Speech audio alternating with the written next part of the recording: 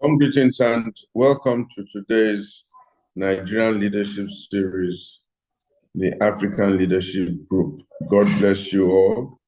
And my name is Itwai Godalo, and I'm happy to be here this evening to again look at our leadership issues, throughout the culture, and see the challenges facing leadership in Nigeria.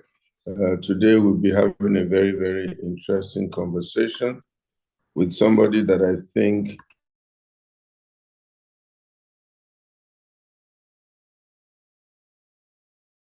potentials of the population of a great city, a great nation like Nigeria. We have 215 million people. Nobody's quite sure because we've not been able to do a census in a long time. Every attempt at doing census has been truncated one way or the other.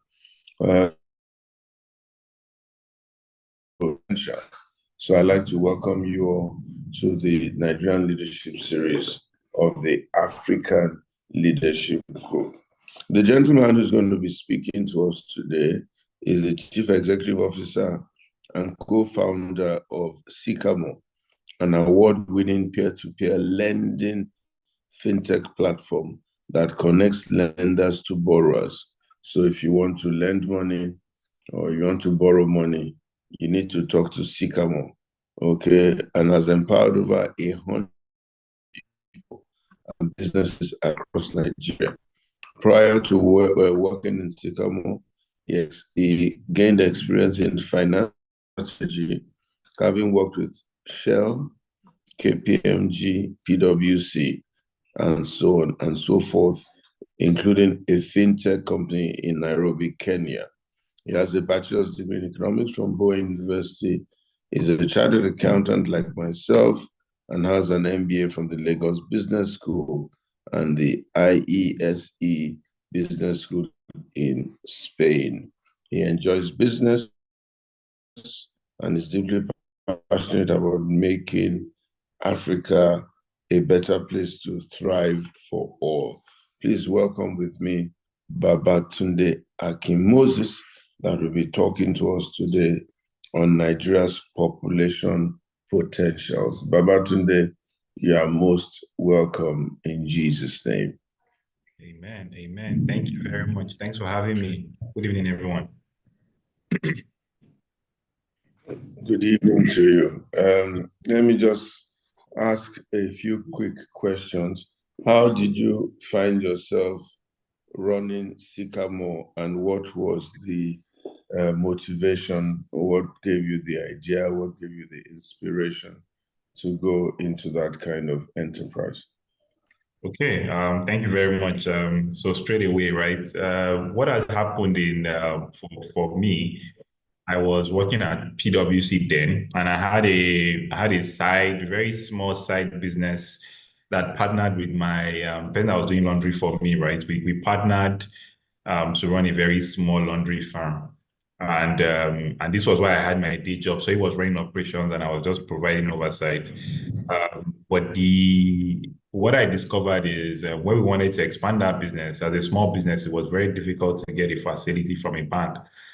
People were ready to give me loans in my name as somebody working in PricewaterhouseCoopers, but for the business itself, it was difficult. So when I took a break, went to the Lagos Business School, I met my partners, my friends there, Oye and Maiwa, and we're just talking about our experiences. And we're looking at a case study where this was happening. It's about loans in other African countries.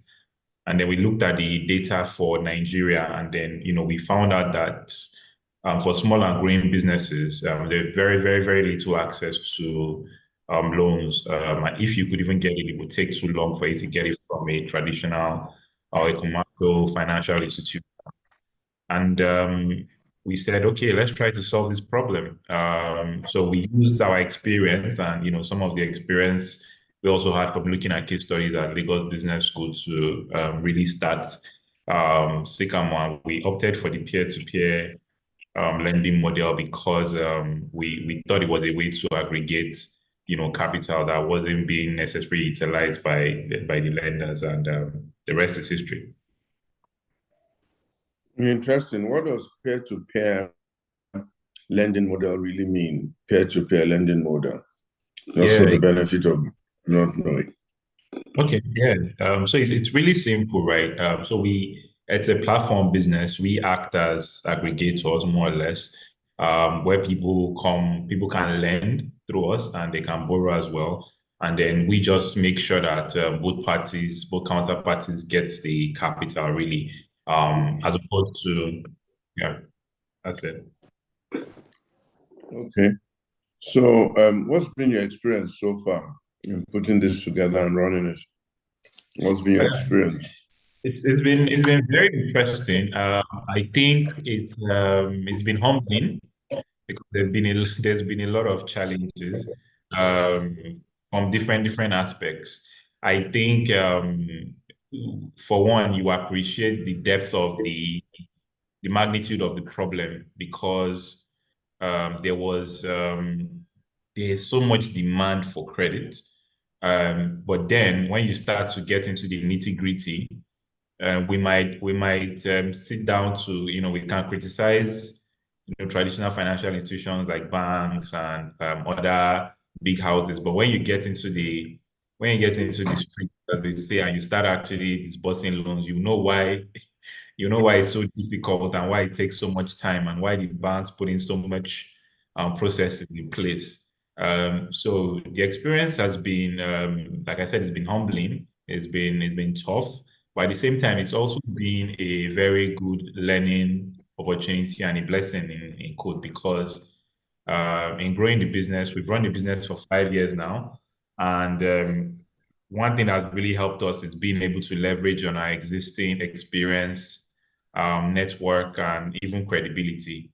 So all the first set of people that, the first 1, 2 years, a lot of the people that patronized us, both on the lending and borrowing side, are people that are from our existing network of ex-students from Lagos Business School, from professional services firms, and from places that we've worked before. And that was the trust that really carried us to where we are now, even before we built a brand name. So I would say that was very key learning experience amongst plenty other learning experiences that if we start to talk about now, we wouldn't go off this call today.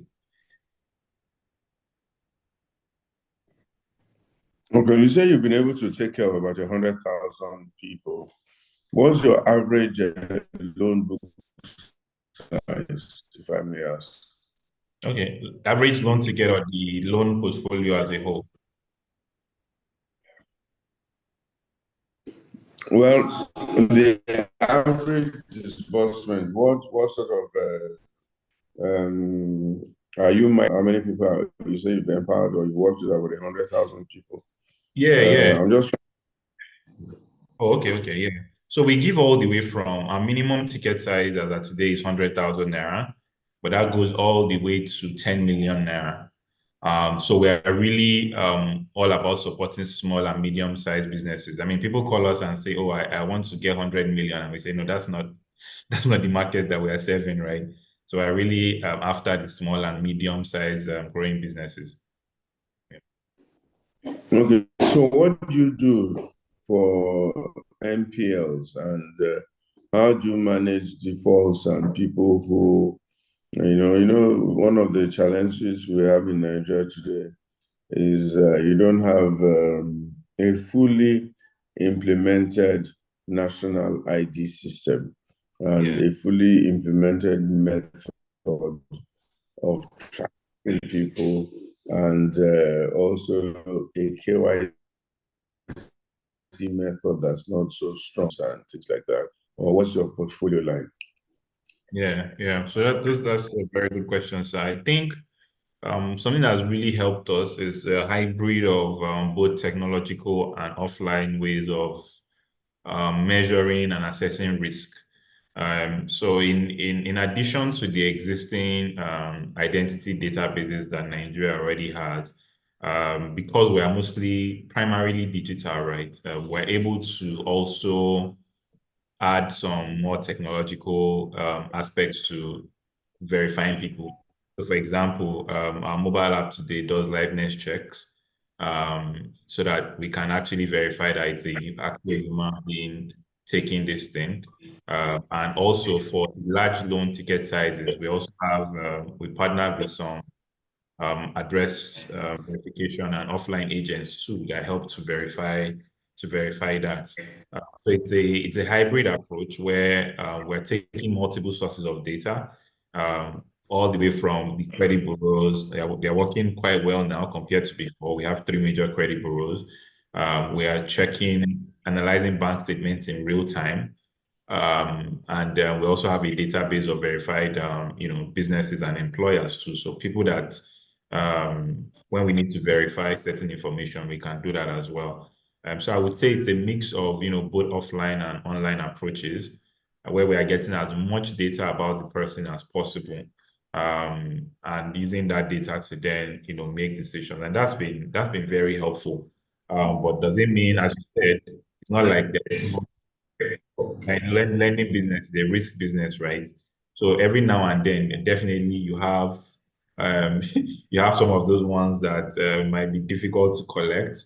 But the good thing is, because we always verify addresses, and we verify other KYC information, we're able to follow up. And because our minimum ticket size is 100,000, we can spend a little bit on collection, because if you are giving 5,000, 10,000 naira loans, it's more difficult for you to spend on collection, because the transport money alone is more than the loan itself to go and collect it. All right, we're looking at Nigeria's population right now, and I want to look at the potentials thereof. And I think part of what may have prepared you to look at this particular topic is because you've been lending to some members of the population and so on and so forth. Can you tell us what your thoughts are about the population of Nigeria and the potentials thereof? Okay. Yeah. So that's a very good question, sir. I think the Nigeria's population situation is very interesting. I think first you always want to look at it from the sheer size of it, right? Depending on who you ask today, just as you said, somebody might tell you 215. Check other data sources, they'll tell you 220. Some other guys will tell you 210. Interestingly, this same population is poised to get somewhere between 450 to 440 to 450 in 2050 or thereabout. So I think that when you look at any country generally, everybody tries to look at what their competitive advantage is. And for the longest time, we've been resource heavy in terms of focusing on oil. But as time evolved, we've seen that if done properly, Nigeria's population actually has the potential to be our competitive advantage if the right systems and the right investment, social investment particularly, is made. People can actually be our exports. It isn't so much of a problem, because as it is now, to a very large extent, it's a problem, because when people want to do business in Nigeria, you are looking at, there's a big population, right? But when you start to go down into that population, how much of the population actually has decent purchasing power, right? How many people can actually afford to buy what you're selling? And then that becomes a bit more difficult. But if that population is empowered, if that population is educated, there's a lot that could be done to benefit those of us in Nigeria, and even make our people our viable exports. And we've already seen that happening, right? It's already happening in like the creative industry, where our music is dominating. Our movies are also doing well, not could be doing a lot better, but they're already doing very well. And there are a lot of other industries where we could really take advantage of if we're enhancing the power of our population. So those are, just preliminary thoughts. Thank you.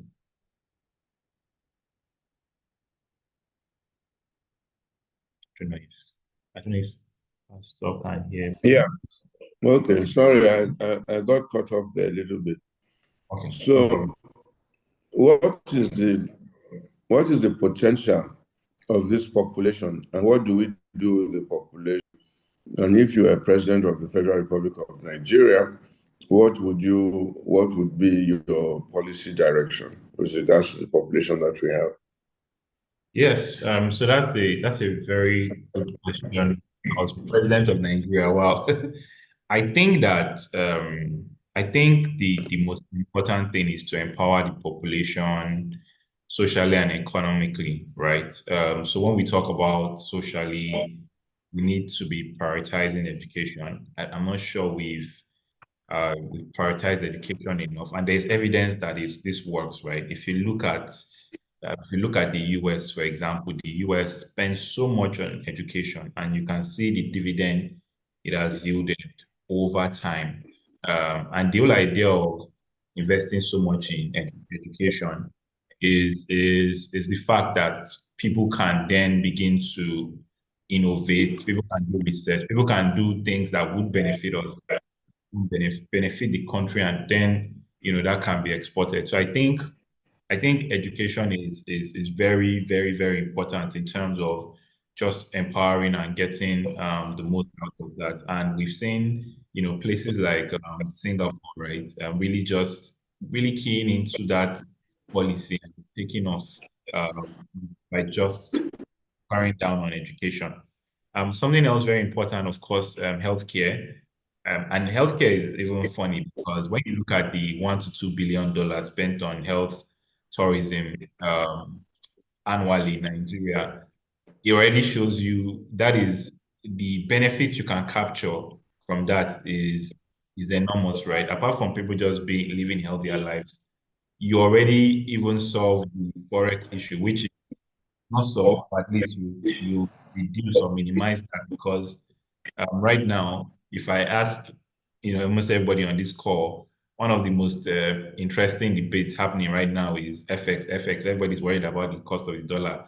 It doesn't matter whether all your business and your life is in naira, right? But naira dollar is on everybody's mind for some reason. So if we were taking care of our citizens health-wise, and then we are also focusing on healthcare, both especially at the primary healthcare level, I think there's a lot of value that we can even capture, rather retain. So just by top line, the $1 billion that goes out, we can already start to capture that, right? So that's very important. That education, healthcare, and of course, we can't do education, healthcare without talking about security. Security very, very important. And everybody talks about security. We spend a lot on defense. Um, we spend a lot on defense.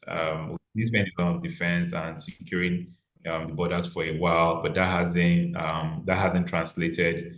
But if people are just more comfortable staying back home, and just more comfortable that they can go from point A to point B, you start to see a lot of improvement. So security would also even have an additional effect of helping with food security as well, because a lot of people are scared to go to the farms right now. So that's a positive externality of dealing with physical security. Also helps with food security matters. So I think those are like big issues that very fundamental.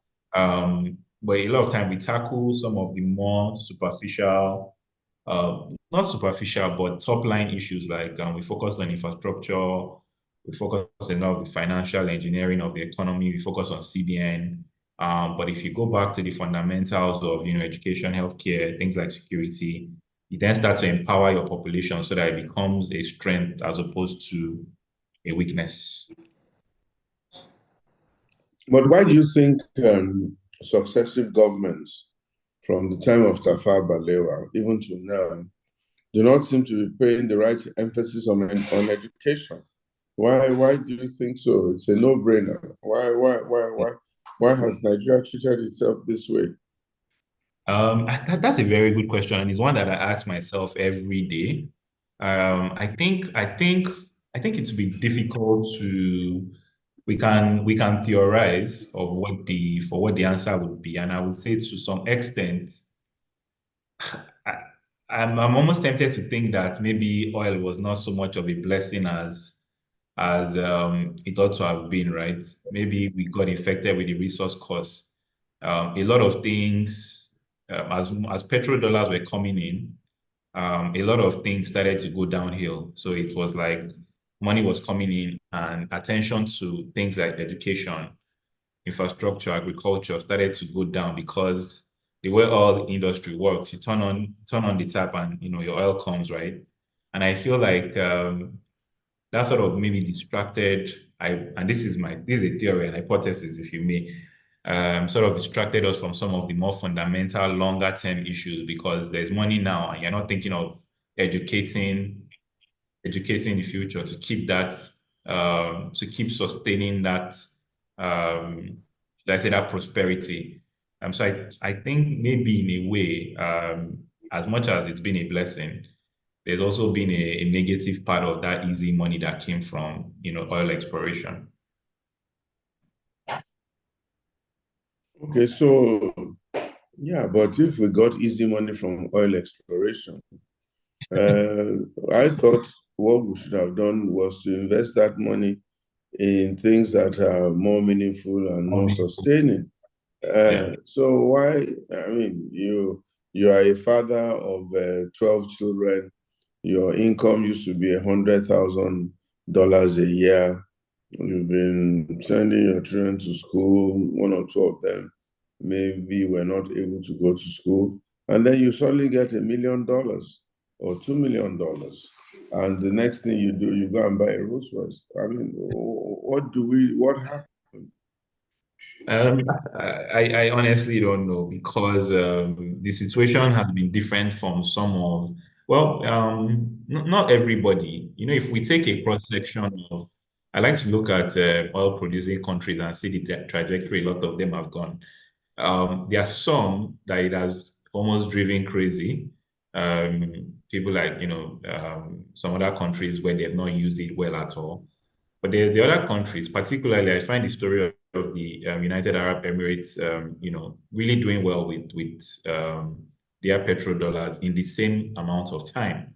If you look at Dubai just 20 years ago, it was this realization of what you just said now of, oh, okay, there's this oil money that we have. How can we use it to grow the economy in such a way that, even if it goes, we are still fine, right? So they made some areas have made that leap to turning the turning the I don't want to call it a windfall, or just turning the petrodollars into an investment pipeline. But others, unfortunately, Nigeria is in that other category of those of us that have not been able to really tap into that. And to be honest, the reasons your guess is as good as mine. Maybe we didn't create enough disincentives, if you may, for people not to embezzle. Maybe it was too easy to take this money, and the consequences were very little or non-existent at all. Consequences of what? I beg your pardon? The consequences of either embezzling funds or not doing anything productive with it. Okay. Well, I can even look at the consequences of embezzling funds, which is clear and can be proven, and accusations can be made. But the ability not to do something well with resource, it might be difficult to analyze and investigate and determine. Okay. But be that as it may, let's look forward. Again, if you are president of Nigeria, and I want practical, concrete ideas, okay? Yeah. You are Yeah. president of Nigeria, how would you sell a potential Nigerian message to the population, what concrete things, what precise things would you do to honor, to use this potential? And what do you think in a space of time, 3, 4, 5, 6, 7, 8, 9, 10 years, 20, 30, 40, 50 years, the outcomes will be? What will the outcomes be? You know, to this great thing. What are the specific things that you do? I think you also mentioned something like using population, especially something along diaspora, and I can't quite remember now. But talk to me, tell me, what are the concrete and precise steps that you will take? Right, right. Okay, so I think that the two, thinking like from a very business perspective, right? The two things I would want to do very, very quickly that I think can give us decent wins in the space of 5 to 10 years, aside, long-term investment in areas like education, healthcare, and security. I think we can there can be more focus on our creative industry, as I mentioned. If you look at the kind of attention we already have for music and movies, there's a lot of potential that can be made. It looks very small now. When you see the highest grossing movies and what we are doing now, it's mostly local. There's an opportunity to globalize that because a single movie can get you $1 billion. When you're looking at it from what it does in the Western societies. And I mean, we get loans of $2 billion, $3 billion, and see how much impact it has. And so there is a very big opportunity there from a very business perspective. Something else I think can also be done, which can be a very practical strategy to sell to the world, is also repurposing Nigeria for as an IT outsourcing destination, right? Maybe not just IT, but generally outsourcing. So this is something that countries with a lot of people have done, where you have people, you have a lot of money in the US, in Europe, and they need people that can do this work.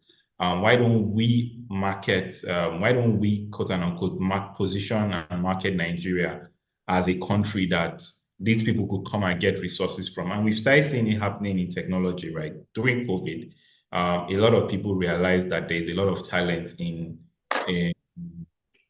Nigeria. So you had a lot of Nigerians here earning in USD, and that brings in the much needed foreign exchange, and it also makes importance in the scheme of things. So, and when you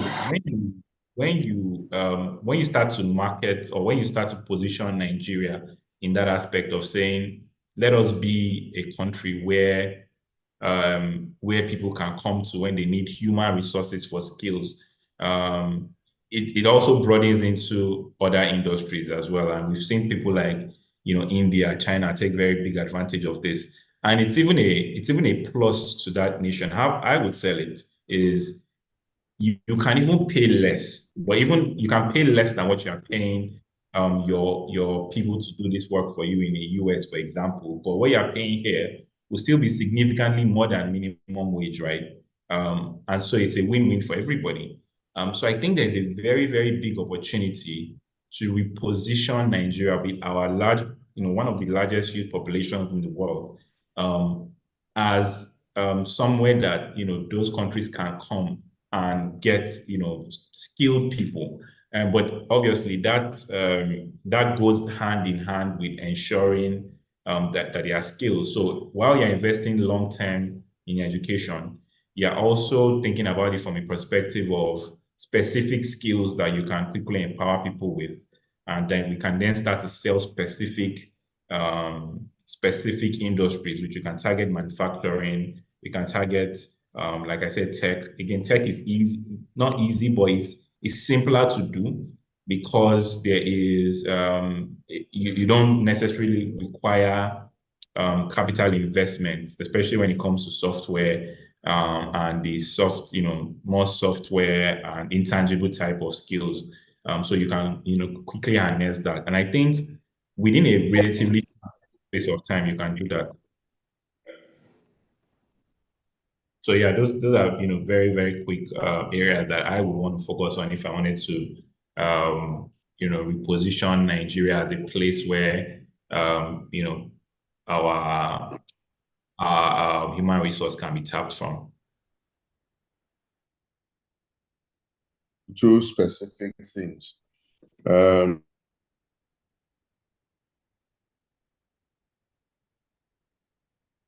sir, if you are speaking, I can't hear you. Okay. Okay. There's a question here. Maybe I'll just take that until. Please, can you confirm if you can hear me? Maybe it's just, I don't know if it's my side. Hi, good evening. His mic seems to be frozen. So if you have a question in the chat that you want to address, or maybe network issues, we'll see. Okay, all right. I will just take this first one. Okay. There's text in there. I wonder if things would have been different if oil was not nationalized. The low productivity, which my research shows responsible for massive youth unemployment and therefore making violence possible, is traceable to the death of bottom-up productivity, which was not so pre-nationalization. Since nationalization of the economy, all presidents in Nigeria have failed. So if I were to be president in Nigeria, Reverend Godalo said, just asked, I would take the concrete steps of denationalization. No tree grows from leaves to roots. No nation grows. No tree. Okay, that's grows. No nation grows from center to grassroots. Nigeria cannot grow from Abuja, which is the unwise thing we've been doing. Okay. I was going to say something. Okay, let me continue reading. Which is the unwise thing we have been doing for 55 years. All other efforts fail as long as we don't refocus on subnational spaces as our development focus. That's the secret of the US. Yeah, this sounds like a restructuring argument.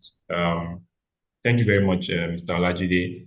I agree to a very large extent for the nationalization part of it.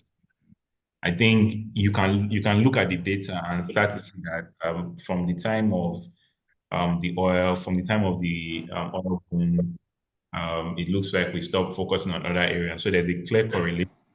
I think the restructuring argument is neither here nor there, because currently there is a lot, and I say this, very carefully.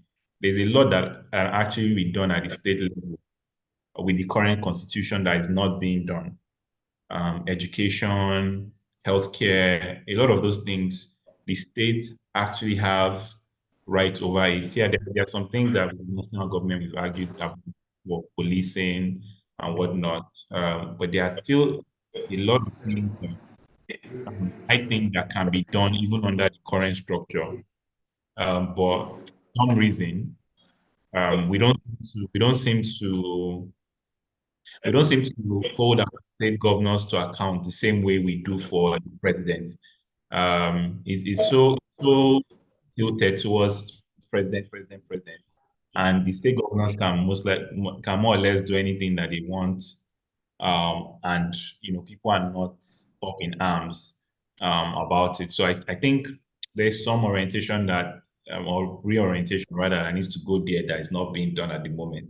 But yeah, definitely there is definitely value at the subnational level that we've not tapped into. Sorry, Reverend, yeah, welcome back.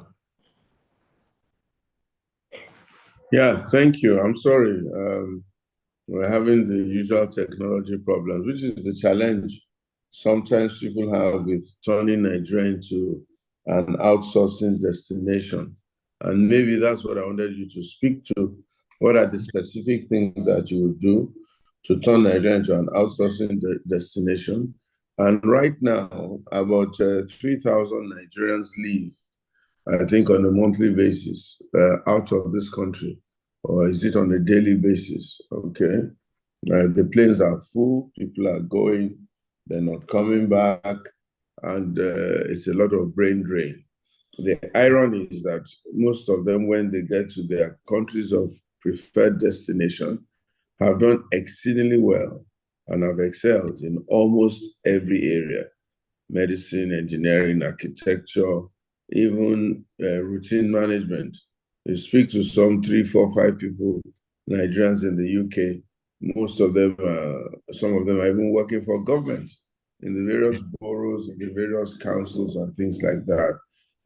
Go to any university in America, the top 3, 4, 5, 6, 7 professors, one of them will be a Nigerian somewhere or the other, including Harvard, MIT, Yale, Princeton, everywhere. What do we do concerning this brain drain, and how does it affect our potential as a nation? And then exactly what would you do to make Nigeria an outsourcing hub? All right. So the first, for the brain drain, it's a very. Can you hear me? You are stuck. Oh, okay. Was I speaking to myself? No, I heard you loud and clear. I don't know if you can. Can other people hear me? Yeah. So Yes, we can. We can hear you. You're clear. Okay, so I think it's from your side, Reverend. I don't know if you've heard. You can hear I me think now. he's frozen. Yeah. It's I don't know network. if I should address the questions, or I should just wait for him. We can hear you. Okay. Yeah. Okay. He'll be rejoining shortly. It's network issues. Okay. Should I go ahead? Yes. Yes, go ahead. Oh, okay. It's recorded, yes. Go ahead, All right. please. All right, thank you. So for brain drain, which we popularly call JAPA, I think it's a very difficult. It's not an easy problem to tackle because people have given reasons for different things. So if I take all I can use are the people I know, right? And maybe what I've heard from other people. A lot of people that I've spoken to, a lot of my friends that have gone, what they've said is, number one culprit seems to be security. Security is big on the list, which we've already spoken about security. Now, security stems from different things, but that has to be a collaboration of both federal and national and possibly federal, state, and local government, sort of some sort of collaboration, because it's not something the federal government can solve alone. So security is a big deal. A lot of people have said healthcare. Healthcare is very big for a lot of people, which were some of the things I also mentioned earlier before, that you actually need to deal with healthcare, both from a strategic level of retaining people, of just ensuring a healthy population, and even to ensure that people don't keep going out in their droves if they are comfortable or confident enough to believe that the system can take care of them. So there's security, there's healthcare, and there is also, some people would also tell you power. At least I know a few people that will say, they are spending too much on their power for their business, and they're spending too much of their income on generators, or how the case may be, right? So power is also very, very critical. So there's healthcare, there's security, there's power, and I think there is also more recently, just the fact that purchasing power has eroded in a very over time in the last 10 years. So somebody was saying that even if you earn 1 million naira a month now, your 2-year salary, without even eating rice, you save 100% of your salary for 2 years. You can't buy what card did they? I can't remember the card they used as an example, but there are several things that you can't do, even if you earn up to 1 million naira net a month, compared to what you could do just 5 years ago. Let's not even go 10 years back, right? So the fact that purchasing power for a lot of people have reduced so significantly, it makes a lot of people very uncomfortable and feel like they are not progressing. So 5 years ago, people could easily travel, they could easily buy some things that they needed to. But now, even if your income has grown, you can do less with more money than you were earning yesterday. So that's also a big problem for a lot of people. Now, that particular problem, you can argue that is a secular problem because of the fact that, oh, why are we consuming foreign things? Why don't we want to produce our local ones? And that there's a question of quality and there's a question of, are those things even available at all? Or even the ones that are available, why do we prefer the foreign? I bring a wristwatch. Make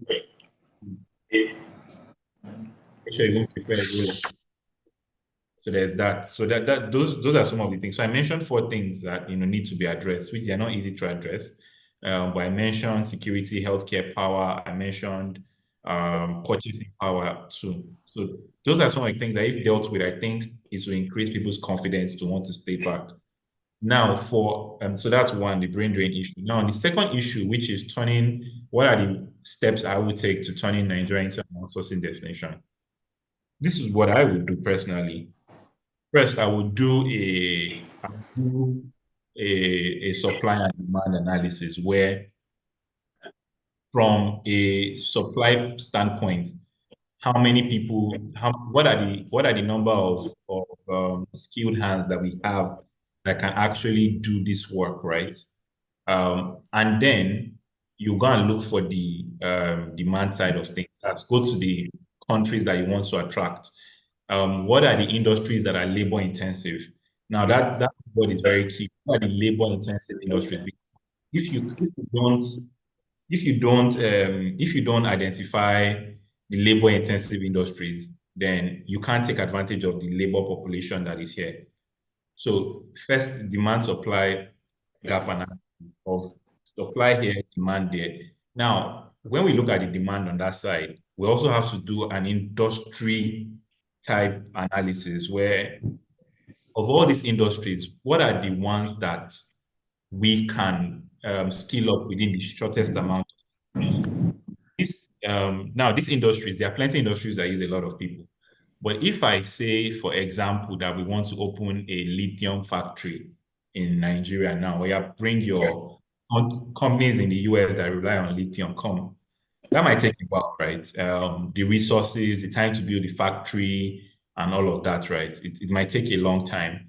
It's another thing for me to say, oh, if I want to focus on the dairy industry, what does that take? So I also want to do an industry by industry analysis and compare them with what is actually back home in terms of the quick win, right? Again, I would still, and maybe because I'm in fintech, I don't know, but I think just from a surface level, without doing the quantitative analysis, I think I can say that software engineering is one of those few, because you don't require capital investment in the short term software engineering, and you can quickly scale up. You can scale up on contact centers too, very helpful. India use that very well. Even if the first language is not English, you would call a lot of multinationals and their contact centers in India. Nigeria, we speak very good English. That is another industry that you can look at, and a lot of people can actually speak English. And if they can't speak the kind of English you're looking for, it won't take so much time. So looking at industry by industry analysis to see what are the places that we can serve within the shortest possible time.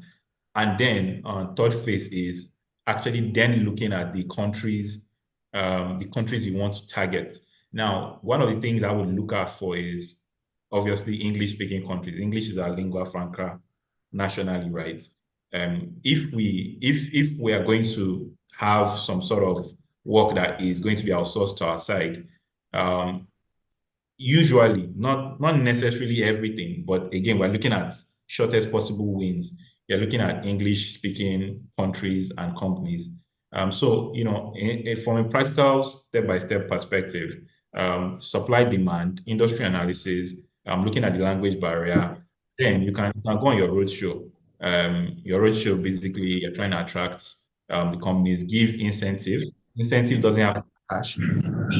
That mistake in Nigeria, thinking that we want to give cash incentives. There are tax incentives, there are land incentives, they are making the legal registration of those companies simple.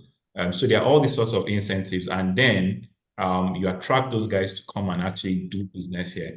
But it has to be very methodological, and it has to be very deliberate. It's not something that you would just be doing and hope it happens. You have to take each of these steps, and somebody actually has to almost go and persuade them and sell to them to come, because it's resources and it's scarce, right? So you have to sell to those people to actually come and use some of our human population. I hope that makes sense. All right, thank you very much. I just ask one or two more questions, and then I'll probably turn it over to Pastor Sonny to drive the Q&A section. I see that Charles O is trying to ask a question. So the potential of Nigeria, we've spoken about outsourcing, we've spoken about IT, we've spoken to this issue of JAPA and so on and so forth. But one thing that we are both agreed is that Nigeria is undereducated. There's about 20 million children out of school, 20 million children out of school at this one point in time, maybe more. And I'm sure another 30 to 50 million, what we economists call underemployed.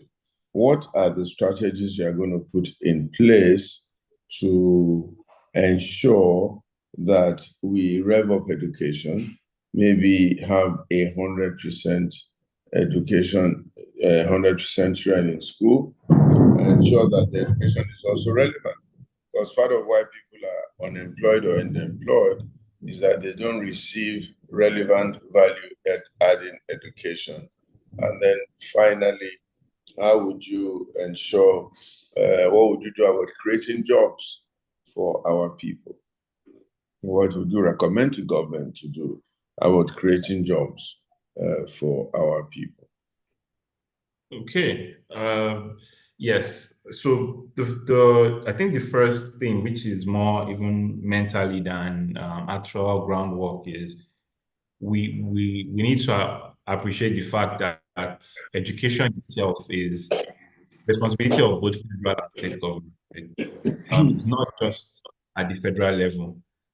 So that being said, we need that allocating a more reasonable chunk of our budget to education. We've hardly ever made the standard, which is supposed to be, I believe, 20% based on UNDP standard. We've hardly ever met that. So that's very critical in just funding the education, and making sure that we are also scrutinizing, we are ensuring that this allocation is happening at the state level too. Again, federal, state level education funding, very, very important. It's also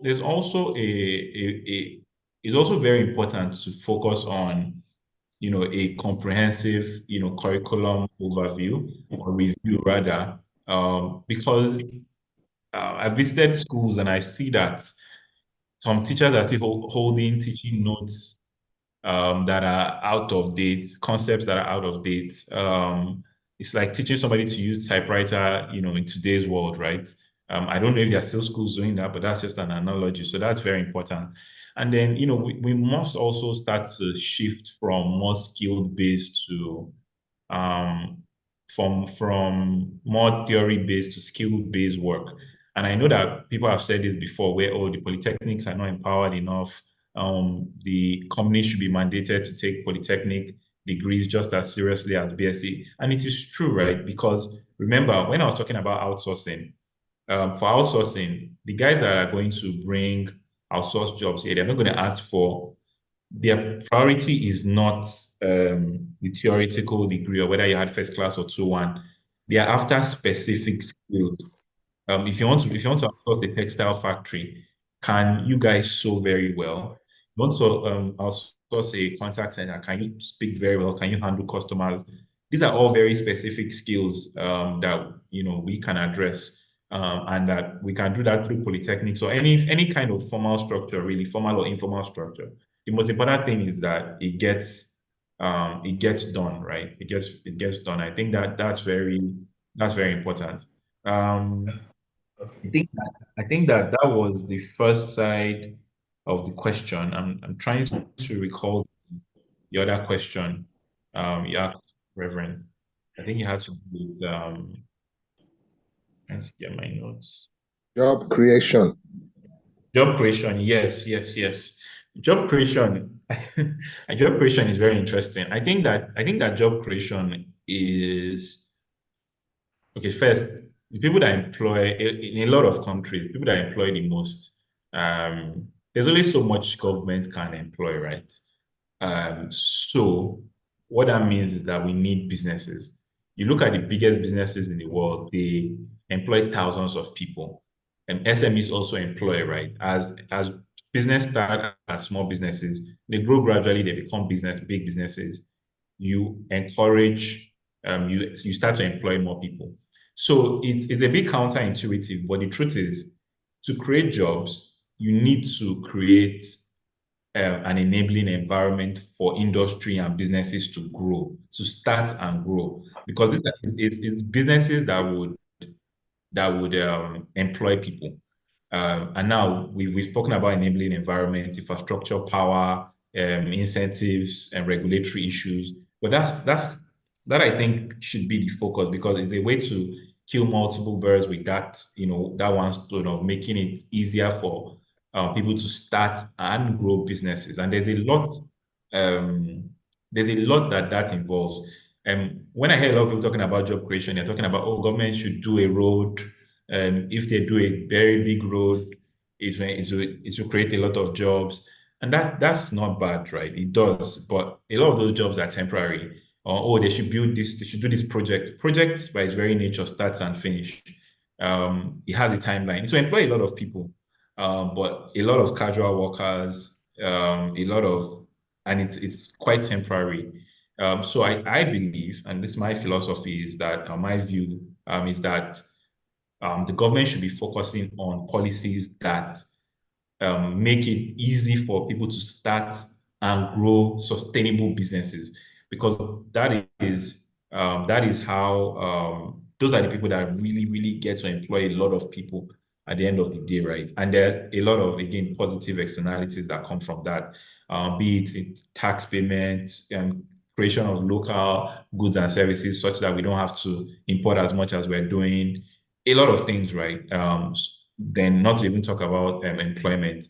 So there are enabling environments, which, I mean, we can all talk about: ease of doing business, making it easier at CAC, streamlining type of taxation, infrastructure, power, all those long-term things, right? But it's supposed to be a focus of, okay, look, how can we help businesses? And sometimes it seems like it's a war when you talk to some regulatory agencies. Sometimes it's like it's we versus businesses. We're trying to get as much value out of the businesses as possible, pay fees, pay tax, pay this, pay that. But it's in all our interest for these businesses to start, grow, and scale sustainably, because they're the ones that are actually going to create a lot of these jobs. Thank you. Thank you very much. Jumoke, are you there? Can you please try and direct the Q&A? And those who have any questions, please raise up your hands and let us take those questions. Thank you. Thank you, Tunde. Thank you very much. Good evening. Pastor Sonny is back, and I believe he has a couple of questions. Pastor Sonny. Okay, yeah, thank you very much, Jumoke. Thank you very much, our guests, Tunde Akin Moses. My question really is in relation to, is our population a blessing or a curse? And the reason I ask is, when you look at our GDP to our population size, we are probably around number 200 in the world. Countries have a GDP to population of almost $130,000. Nigeria is about $1,000, you know, in relation. So, and we keep producing without necessarily, so we are producing, our population is growing at a much faster rate than our economy is growing. And nobody is.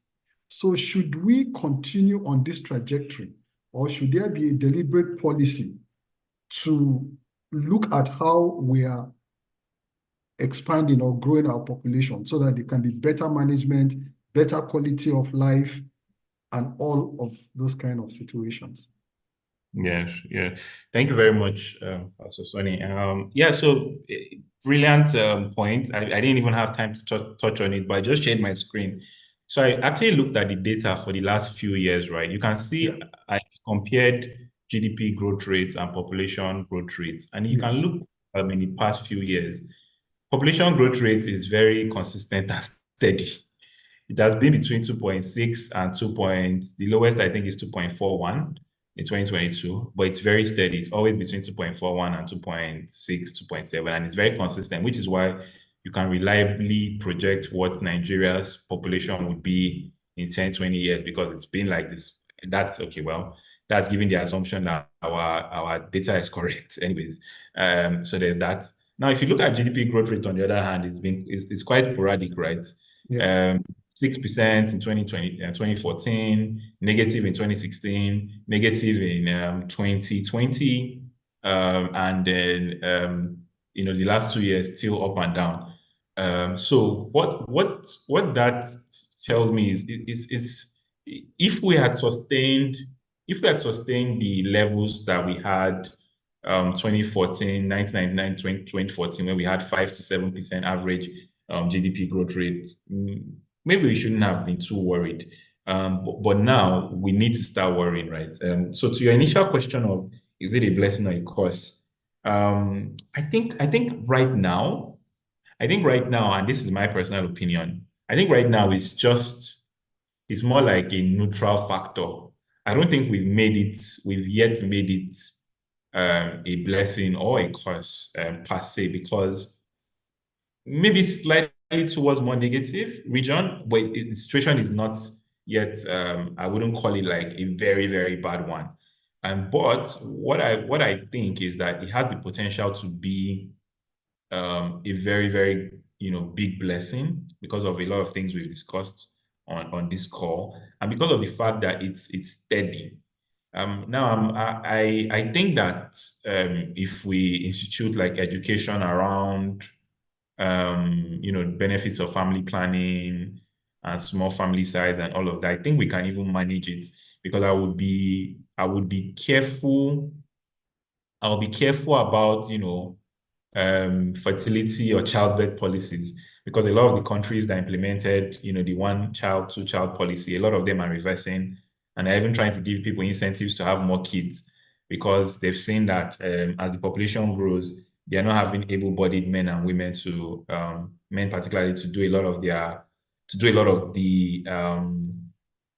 work that requires to grow the economy. So I would want to I would want to focus on the more like things around education, healthcare, so that we can manage the growth rate to make sure it doesn't spiral out of control, while we focus on making sure that GDP is always either at par or in excess of that. And then we focus on and then we then focus on the softer side of things to just make sure that it doesn't spiral out of control, and we focus on GDP, and we can then harness it as a blessing eventually, because right now we've not yet tapped into it positively enough from my perspective. So that's what I think. So okay, thank you very much. I will soon let you go so that others can ask, but let me ask this also. Our population distribution in Nigeria also is very skewed. I mean, we are told that about 3,000 people come into Lagos daily. Almost 1.1 million going to 1.2 million per annum. Should that trajectory continue in another 10 years, with the current population of Lagos, for example, that they are claiming is up to 20 million, that means Lagos, which is about the smallest land size in Nigeria, will have an overcrowded population. So what can the country deliberately do? Because nobody is thinking about it. All the villages are emptying out. Terrorists are driving people away from the villages, and then Yeah. the cities are become crowded. So what should we be doing now, to avert such? Yeah. I love that question, and I'm very passionate about encouraging people to leave Lagos. But from a very rational perspective, the arguments that I found most compelling is we might not be able to force people out of Lagos, but maybe we can attract them outside Lagos, right? With remote work now, there are plenty of companies where people don't go to work physically. What that then means is that somebody can be in a Kano and have a Lagos employer, but you're physically in Kano, you're physically in Abuja, you're physically anywhere else. So I think that again, so two major things I think we can do, or is it two or three? I'm not sure now. But if the first is we need to start to put pressure on state governors to make their states more attractive. Because I can't stress this enough, right? Because people need to be attracted. People come to Lagos for opportunities. I moved to Lagos in 2010 because I was looking for opportunities. All the places I wanted to work for, they were all in Lagos, right? And there are so many people like me too coming in every day looking for the same opportunity. So we need other subnationals to start to create opportunities. But then, and you already touched on the points, no matter how fancy or lucrative the opportunities, if there's no security, you can't. I'm in the fintech space now, right? And people in our space are always talking about financial inclusion. But there are many people in many states in the Bornos and co that are not financially included. But guess what? People are afraid to go and operate in some of those places because of security. So we for our business now, we're operational in multiple states, but there are certain states now that there's a reluctance, or there's not reluctance, fear is the right word actually, fear to go there in its current state just because of what is happening, right? Security wise. So no matter how much industry, how much attractiveness we put, and we're not going to be able to decongest Lagos, which we need to, but we can't force people out. So it's going to be a more of a pull effect as opposed to a push. So pull from other states by making it more attractive for businesses to come there, making it more attractive for people to come, and also ensuring security of lives and property. All right, thank you. I would be handing over to Jumoke, but let me ask you this. I like the issue of pull and push. So the other states really have to attract people to their states. But what can the federal government do to aid and assist? Because it's like nobody is really sitting down to look at the way we are growing and the spread of the population, the amenities. Today in Nigeria, nobody talks about pipe-borne water. It was a huge issue. Water for all by year 2000 was a World Bank project that they wanted to get everybody. And Nigeria is among one of the countries that practices open defecation, all because of our population is growing. People are not living in proper houses, and everything is just upside down. If you give this thing to some of the states, they can't handle it. Should the federal government not come in to have a deliberate policy? I mean, just asking you, maybe you have thoughts on that. How do we manage this? After this, I'll hand over to Jumoke for other people to ask their questions, but go ahead. Yes. I like the way you framed that. And I think, honestly, I think that if we look at, and we've had this debate, several times, where we then need to look at what are the things the federal government is responsible for, what are the things that the state government is responsible for, and let's task the federal government on their own. So I like that you mentioned, we've spoken about security extensively. To a very large extent, security, the federal government still controls a bigger part of the security architecture. And there's some certain infrastructure too. There are federal roads going through a lot of states. Again, almost all states, you have federal roads, you have state roads, right? And there's many other elements. So I think even if government solves just those two, we have many other things we can list. I think some other states will even look at very, very much more attractive than they are currently, because the biggest one is still security. And obviously, if you deal with infrastructure, you deal with ease of movement, right? And if it's easier for somebody to move, then they would want to go. So I think we can actually do both. They're not mutually exclusive. We task the state government to do theirs from as the chief executives of their states, but we also put pressure on federal government over the things that they have a mandate over, like security, infrastructure, the resources in that state. Because if you look at we have a situation in Nigeria where, because of the resources in certain states, all industries are built around them. And Delta, Port Harcourt, you have the oil industry. The north, in some places, you have agriculture. So some, because of the way some laws are structured in Nigeria, resources, a lot of the resources have, the federal government has the direct right over them. So things like that, in terms of encouraging the players in private sector players to come and explore some of those things. There was a drive for mining recently, and so more of that, right, from the federal government side of things. So, but yeah, it's a shared responsibility, sir. All right, thank you very much for those brilliant responses, Jumoke. Maybe you can, I see a child's hand up, and a couple of people may have questions to contribute to. So I'll hand over to Jumoke Akintaylor to do the Q&A. Thank you very much, Tunde. Brilliant responses. Yeah. Thank you, sir. Good evening, everyone. Good evening, Mr. Akin Moses. Thank you for spending time with us here. So if you entered the room and your name is not displayed, we won't be able to call you. So please rename yourself so that we can address you with your name. I'm going to call on Mr. Charles. Please go ahead and ask your question. Thank you, sir. Thank you very much. Tunde, thank you.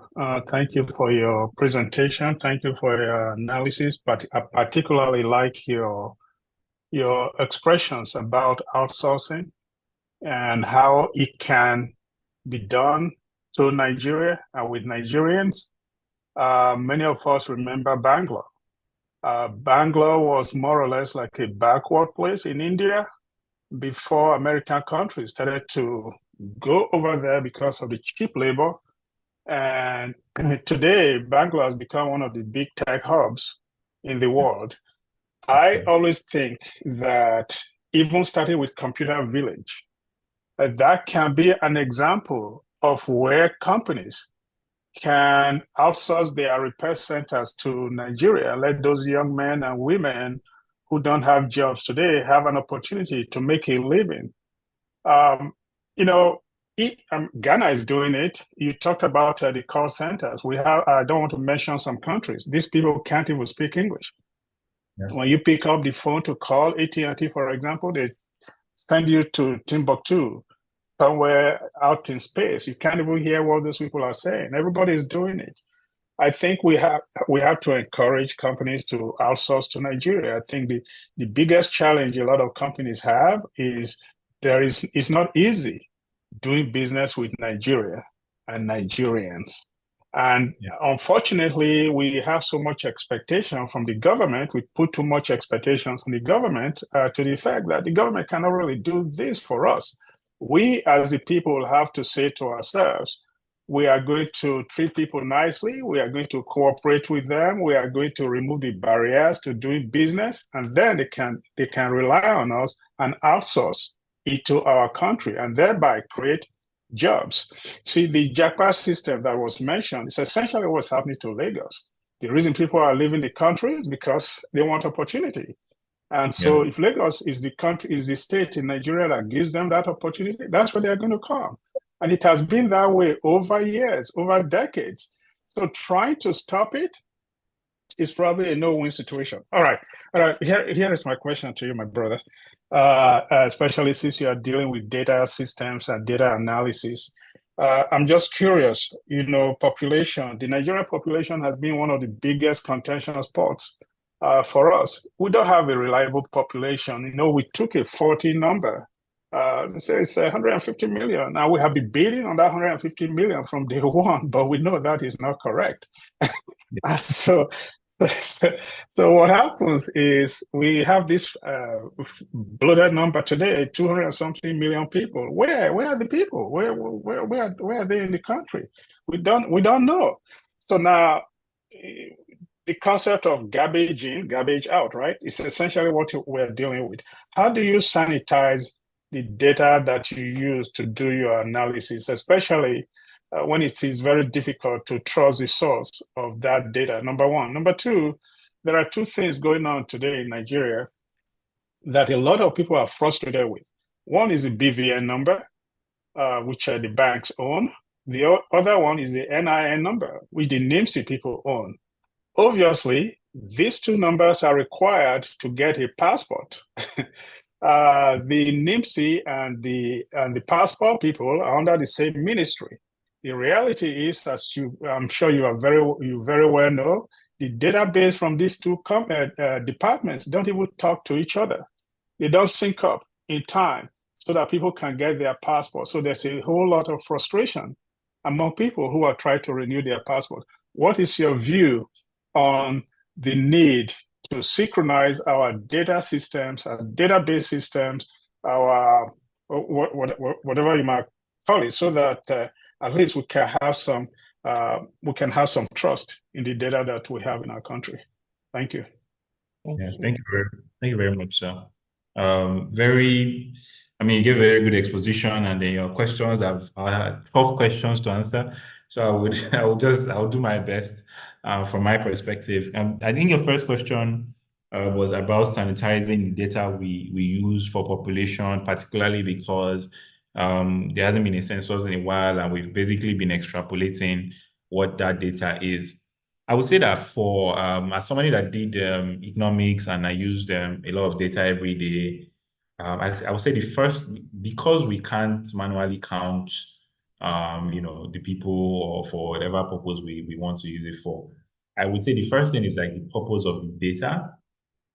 So the purpose of the data, I think that will determine the source that we use. Now I'm speaking specifically population data.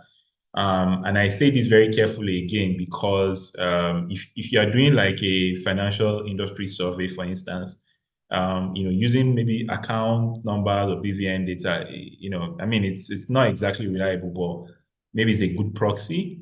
We've also done research before where we've used number of SIM cards. Again, even SIM cards, we also have to be careful because we have to discount for people with multiple lines.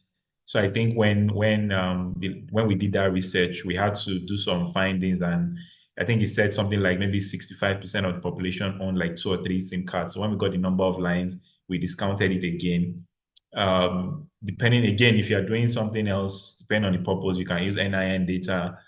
So in terms of how I personally use data for population purposes is, if there's the research or the purpose for it, then we look for the closest proxy and the source that is closest to that proxy, and also make some educated assumptions and state all the assumptions for that purpose. So I would say that that's the best you can do, really. And I think whoever is using that data would also appreciate the difficulty in having one foolproof data source. And obviously, there's also, depending on the purpose, again, we can also quote MBS, UN, IMF, depending on, again, World Bank, whatever it is. It's just important to give our sources so that it's clear that we are not fabricating anything. On the need to synchronize data sources, absolutely.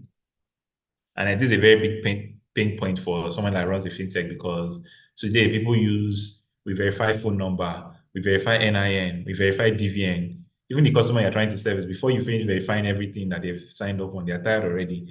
They just want to eat and go to bed. But we have so many data sources, and absolutely 100% agree that there is need to sanitize. Interestingly, for those of us that handle or have deal with a lot of people, we've come to even trust NIN. Actually isn't bad at all. NIN, the way it's done. For now, we are not aware that there are people replicating NIN the way BVN has been. There seems to be a lot more propensity for fraud with BVN compared to NIN, because it hasn't been proliferated as much yet. So I would say that we should, as a matter of urgency, synchronize all our data. And I think NIN can be a good starting point, because there was a lot of actual physical verification done to build the NIN database. So I think we can use NIN as a foundation to build other, identity sources, driver's license, passport, everything really. I think NIN is a good source, and that's why it's being adopted in multiple. It's already on your latest passport. It's in other sources now too as well. So yeah, that's what I think about synchronization of data. Thank you. And we have one hand up. Bumi Wande, please go ahead with your question, comments. Thank you. Good afternoon, good evening, and good morning, wherever you are in the world. My question is in multiple phases. Firstly, it's in the phase of, it's on the issue of ethnic tension in Nigeria. You'll find that in most developing countries, they are divided along their ethnic and linguistic lines. And you find that most of these countries are highly developed in their way of managing their economy, and so on and so forth. Do you think that the reason for Nigeria's lack of development is this ethnic tension that is going around, that is existing in Nigeria? And the fact that, all the nations in Nigeria are refusing to address this issue. They have their heads as ostriches in the sand and are really unwilling to, come up with solutions for this particular problem. Do you think it would be best to set up a system whereby each region has control of their resources? And that would also, one, lessen the population growth that's happening in Lagos and in the Southwest, and allow all the other nations to develop along their own cultural and ethnic lines. So that's my question. Thank you. Yeah. All right. This is a very on-the-spot question. I will try my best not to give a political answer. Okay, so I had two questions. The first is that ethnic differences a source of underdevelopment? I think it's similar to the population question, where you could swing a yes and no. There's strength in our diversity, makes our culture richer. I always joke that one of the reasons why it would be hard for me to japa is because I love our food. I love the fact that I can eat afang, and I can eat any types of soup and swallow and whatnot. Anyways, and that's on a lighter note. But I love the how rich our culture is. And that being said, it's definitely a source of tension and a source of division. Because one of the arguments people have made for somewhere like say Dubai, for instance, is that the primary language is it's Arabic rather, and other nations where you have India, they speak one language and it's more unified culture, right? I think the first time it struck me, I had a friend from Turkey, and I asked him, this was long time ago, and I asked, so what tribe are you in Turkey? And he said, I don't know if he was wrong or correct, but this was over 20 years ago. He said, there are no tribes in Turkey. We're all Turkish, and we all speak Turkish. And it was just my mind sort of had to process that for a bit. And and a lot of people have made that argument that it makes cooperation easier. Everybody's on the same page. And if you look at it, a lot of the sources of our past tensions and you can even trace a lot of them to ethnic divisions, the Civil War and all of that. So definitely it's a source of, it's pulling us back more than it's pushing us forward, even if it can be a potential source to push us forward. How we would address that, I honestly don't know, or how we would convert that. But I think it goes to one of the points that Mr. Charles made about at the end of the day, a lot of it will have to come from us. the people. I don't think it's government. I don't think government can solve that problem entirely. We really just have to trust and more or less love each other better. Yeah, that's a very deep conversation. I don't think we can finish here. But yeah, definitely there's that. And I think the second question is, I'm very, very skeptical about regional us breaking up into regions to form self governments, and the reason is not because I disagree with it in principle, but I grew up in a lot of states. My dad used to be in the army, so we grew up in plenty of states, right? We moved around a lot. I stayed in Kaduna at some point. I have a friend. I don't know if I've heard of this tribe. My friend is Boju. That's the name of his tribe, right? They live in southern Kaduna. They're one of the groups in southern Kaduna. The name of the tribe is Boju. My friend believes in his heart that they should have their own state. He believes that Kaduna should be broken into two. And not just even, I can't remember if he was talking about southern Kaduna now, or he was talking about the one for his people, Boju. Now, there are many people on this call, I don't think I've heard that tribe Boju before. But because we have over 300 ethnic groups in Nigeria, I can almost bet that 5, 6, 7, 10 regions will not be enough to satisfy what you have. If you make Kaduna a region, you have people like my friend saying that, no, we are marginalized within this Kaduna region now. Split this Kaduna region into 10 groups. Then maybe when we enter Beju 2, they want to split into another 10 factions until we end up with a country with compounds as governments and 100 constitutions, right? Now, I'm not saying that it won't work. I'm just saying that because of the sheer number of ethnic tribes we have, we might see more of the same issue, and we've seen that play out a lot, even in different states as it is now. So that can be something we can try. I like experiments personally. I wish we could do it for 20 years and see the results. I don't know if the country is open to that kind of experiment. Even 50 years, we can say, oh guys, let's break into regions for 60 years, 50 years, and just see the results. If it's not working, we revert to what we're doing now. I really wish we could do that, because I would love any solution that works.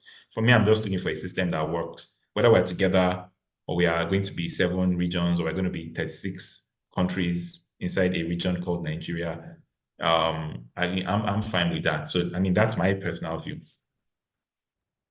Thank you for that response. Like you said, it's a much larger conversation, and I particularly like your analogy that we will break into different compounds, right? So at the end of the day, each ethnic group will also have a split. So thank you for that response. We have one more hand, and then I'll call on Mr. President for the closing, and I think he'll have you also give your closing remark. We have Mr. or Miss Adebayo. Please go ahead with your question or comment. You can keep it to 1 minute. I appreciate it, or less. Thank you. Welcome. Thank you for this opportunity. Thank you, Tunde, for being here. Yes, you've provided good information. But from my own perspective, so I'll start from my perspective to ask my question. My perspective is, are we sure we are overpopulated? Good, taking into consideration the fact that we have porous borders, a lot of people have left illegally, a lot of migration has taken place. Are we actually sure we're overpopulated, or our resources are not well distributed? And are we sure the data, like, yes, you're correct, NIN might be the solution, but I noticed there's an NIN requirement for children. Are we sure that's the right way to go? Is it not good we cut off the data? What do you think about us cutting off the data we have now, filter that, and let's say going forward, we should just try to build a new data system for the upcoming generation, maybe through birth registration, and it should just be one place? Because I even noticed there's a birth registration which you get from is a population sensor, and there's one from local government, which might not even give us the accurate information we need at this point. What do you think about that? Is this something, because this data actually is the foundation of the economic planning and the security planning that we're having issues with? What do you think about that? Cutting off whatever data we have keep filtering, keep synchronizing, but maybe going forward, we should just start with a one system batch registration that would last forever. What do you think? Thank you. Okay. Mr. Akimoses, let me add one more question to it so that you can take the two questions together. I believe, Abiola, please go ahead with your question if you still have that, if you still want to ask your question. Abiola, sir.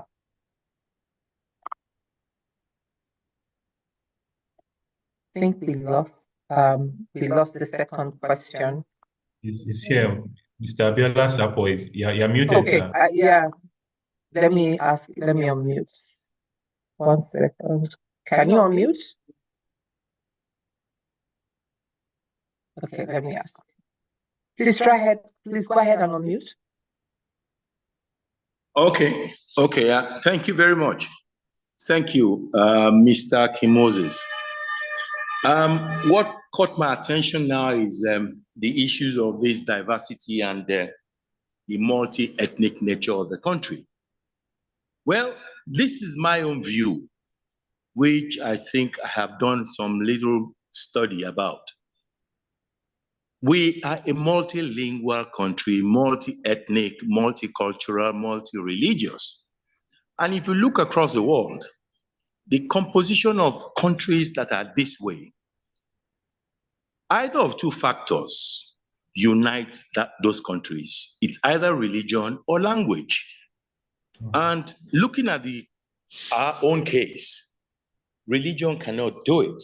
So for me, the only option that is open to us to become one is language. For example, you find yourself outside Nigeria and you're walking along the street of somewhere in the city and you hear your language. Immediate reaction is you turn around looking for that person. So language is critical. But we have over 350 languages and dialects. So there is no way that diversity in language can build a united nation, because we are groping right now, we are not yet a nation. So for me, one of the greatest benefits that has come out of colonialism is the language English. And today it is the most dynamic language in the world. It's the most widely spoken. So why don't we want to adopt it as our national language? And we move on with that In other words, what I mean is this: there is a difference, because if you look in our constitution, we have 4 languages in our constitution: Yoruba, Igbo, Hausa, and then English as an official language. When you term a language official, it means that you don't necessarily have to understand how to speak it or understand the language. All it means, or it implies, is that you do your business transactions in that language. In other words, you can employ the services of an interpreter who will do the work for you and then relay it back to you in that your native language. And if you say, yes, you've gotten it right, so you sign off on it. And then the business transaction is sealed. But going forward, how do we then blend? One, it's a pity for those who want to be sentimental, but I am being pragmatic here and looking at development purely from the perspective of getting development done. If I give you 2 tests, bring the most proficient speakers of any of our languages, and I give them 2 tests. 1, let them count 1, 2, 3 to 1 million in any language, either Yoruba, Igbo, or Hausa. If they can, let us even see, if they can, how long will it take them to get it done? That's 1. 2, take the color chart for buying paints. Ask us in any language to name them. You find that it's a tall order. So we already are blessed through colonialism by this language English. Why don't we adopt it and move on from there? The potentials that will be released with the adoption of that language as a lingua franca is immense. For example, the ordinary Nigerians who hardly speak English or understand it will be compelled to learn it. And in the process, their potentials will become unleashed. So for me, this is my position about this, that for us to move forward, let us please, we cannot even spare the cost, particularly now we don't have the funds to take any native language and adopt it as our lingua franca. It's not possible. And certainly using 3-4 languages cannot unite us. We must remember from one that our source, none of us told God, make me a Yoruba man, Igbo or Hausa. None of us, or Ibibio, or Fufude. So we should first see ourselves as human beings who are prepared and interested in living together as one. And that way, become very, very powerful, successful, and we can get things done. Thank you very much. Thank you very much, sir. Over to you, Mr. Akin Moses. Okay, thank you. Mr. Sapo's charge is very powerful, very, very radical. I think people will probably riot and would protest on the streets if you said you wanted to take Yoruba, Igbo language away from people. It's practical. It's practical. It's very, very practical. Very, very objective, non-sentimental. It's very, very difficult. But I think you made a suggestion. I wouldn't want to go by. But I think the biggest barrier to adopting that would be sentiment, really. So I think this sentiment, I don't know if you can call cultural heritage sentiment.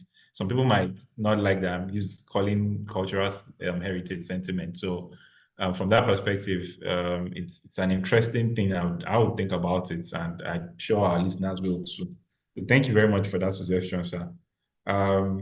Mr. Adedayo, you asked 2 questions, right? One was about whether we are overpopulated or we're not just using resources we have well. And then you also spoke about whether we start building data from scratch. I think categorically, I think it's very difficult for anybody to categorically say Nigeria is overpopulated, just because the population census is not even reliable anyways. It's been such a long time. They're trying to do another one recently. People talked and complained, and the cost is like, okay, why don't we just share this money rather than count us again? So until until a new census is done, I don't think we can.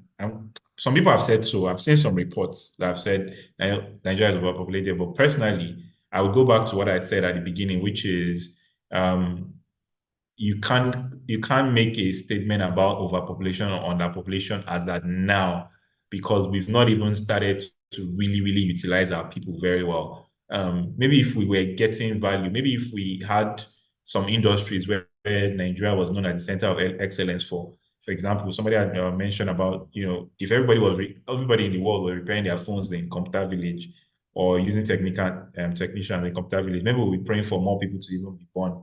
Who knows? So for now, I'm not sure we can make that call because it's been such a long time we've had a census. The second question about building the data bridge from scratch, again, a very radical view, because what you're essentially advocating is to scrap NIN, BVN, a lot of the identification numbers we have now, and cutting it off. I think that would be very, very expensive. I think that would be very, very expensive to do. I think I would still argue that my own personal approach, and it doesn't mean it's the right one, just what I think is that we pick 1 or 2 to build on. Because, you mentioned about, you talked about starting afresh, and then, from the current births that are happening. As of now, many births actually go unaccounted for because a lot of the births are happening in rural areas are not being registered. It's not like they're being born in a hospital and giving birth certificate. So there's still a lot of leakage is still happening, even as at now, right? So starting with a new number now might not necessarily, or a new database type of scenario might not fix those problems. We might need to fix the problem of accountability, of data collection, of accounting for people that are born, people that die, very, very well systematically before we decide to, cut off or start afresh. But I would think that it would be very, very expensive if you wanted to cut off this and start a new number. And to be honest, many people would just rather use that money for the new minimum wage that we're waiting for to be announced, as opposed to, or education or something else, as opposed to starting a new identity system. So that's what I think. Thank you. Over to you, Mr. President.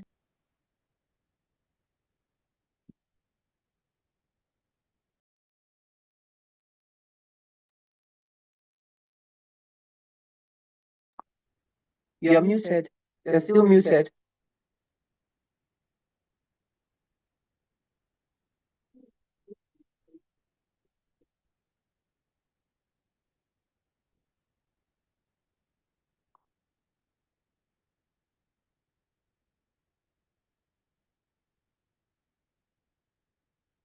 Can you try now? All right, thank you very much. I wasn't allowed to unmute, but that's okay.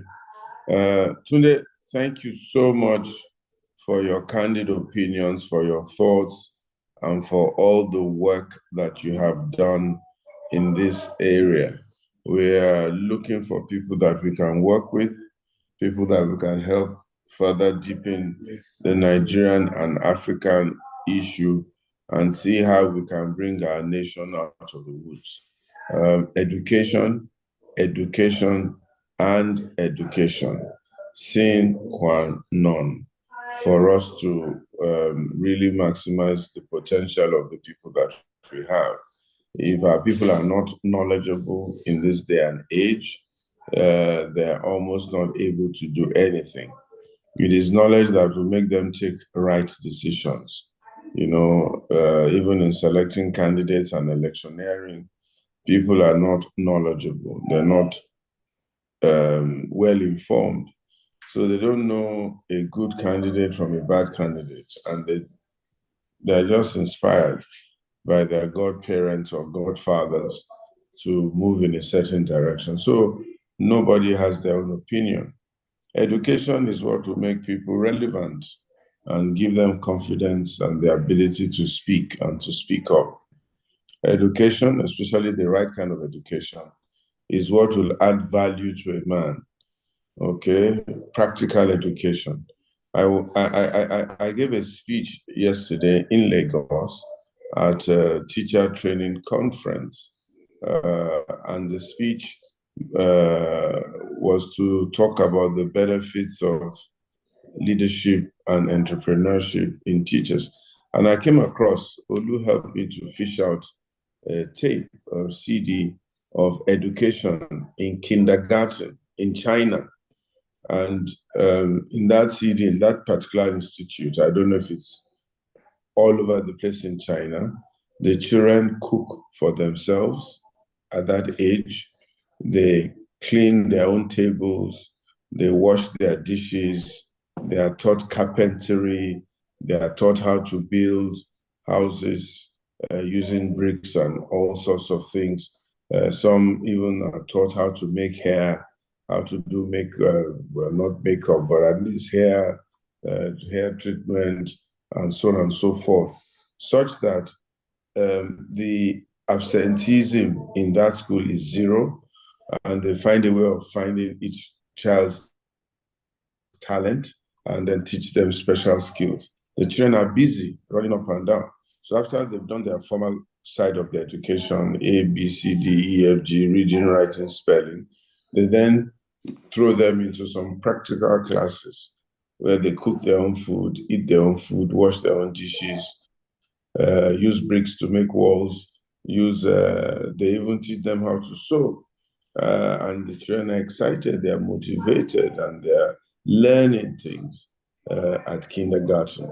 And this is totally absent, missing in Nigeria, where we still don't even have standard schools all over the place. So education, education, and education, value-adding education to make people self-sustainable. Once we can overcome that hump, you would even find that with education, you spend less on health, you spend less on this and that, because if a person is educated, they probably would treat themselves and their bodies and their health issues a bit better. And that's what transformed Singapore. That's what's transforming Dubai. That's what transformed China and places like that. So when we have that, then we can then have government putting in the right kind of policies that can encourage entrepreneurship and private sector partnership with government to provide the things that people need. And if we do that, then we can begin to ramp up. We can begin to ramp up. And I would like everybody to please preach this gospel very, very seriously, so that our leaders can hear. And then we look for people who agree with this gospel to get into places of leadership. And I think in 30, 40 years, maybe Nigeria can truly be first world, because it will take that kind of cycle to make sure that everybody is educated. But if we start now, we will reap the benefits in a few years' time, and then do a lot of technology transfer, especially with our diasporans who can come and develop industries with the skills they've already acquired. That's my own support or addition to this conversation. And I think Nigeria has enormous potential, such that we can trade within ourselves, trade within West Africa or the sub-region, and be able to save ourselves an enormous amount of foreign exchange and strengthen our economy. And education will provide security. When people are a bit educated and they are skillful, then they don't turn to violence or mischief or stealing things. There will always be a few bad people in society, educated 419s and all that. But if a man really understood the misnomer to the economy of deceit and deception, he probably won't participate actively in it. But this is where we are. Thank you very much, Tunde. I look forward to meeting you at some stage in person, wherein we can deepen this conversation further and then see how we can lift Nigeria up. Let me thank everyone that's been on the platform. Always excited to see you. My dear brother Usman Bugaje, long time. God bless you. God be with you. God strengthen you. And we will keep in touch. Charles Adefila, thank you so much for being here. My sister, Fumi Ajayi Tomari, wonderful lady. Thank you so much. Abiola Owosonya, God bless you. Tomiel, God be with you. Of course, Marcella, God strengthen you. Usman, great to see you. Long time. I'm sure all is going well. We must try and catch up very soon. Okay, and give Madame my regards. Elsie, God bless you. Amarachi, thank you very much. Olajide, thank you. Shade, thanks for your hospitality when I was in South Africa. My sister Yemsi Ransom Kuti, Jinde Oshino, I greet you all. Have a wonderful rest of the evening at Desua, and God give you a wonderful weekend. Tunde, God bless you. We'll catch up. Bye-bye. Thank you very much. Bye, everyone. Thanks for having me. Thank you very much. Thank you. Bye-bye. Dr. Fakunda, thank you so much. Thank you. All right. Bye-bye. Rumi Wande, thank you so much. Babatunde, say hello to your dad from his Okay. station. Okay, no problem, ma. I will. Linda, thank you. Omotewa, thank you so much. Dr. Onigbogi, thank you so much. God bless you all. Thank you. Wonderful to see our young people leading, speaking so brilliantly. Time to create opportunity for them. Lovely, lovely. Yeah, important. Thank you, as usual, my dear brother Itwa. Thank you. Well done. Thank you so much. Bye. Sonny the Great. Yeah. Wabohel. I'm taking over. Thank you so All much. right. Nice being here. Yeah, so all right. Thank you very much. Bye. All right. Bye-bye. Marcella, bye. Bye, everybody. Thank you.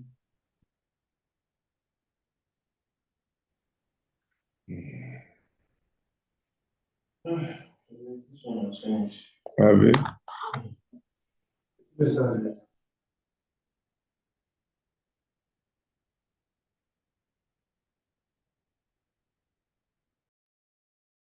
We're ending the session. Have a good evening, everyone. Thank you.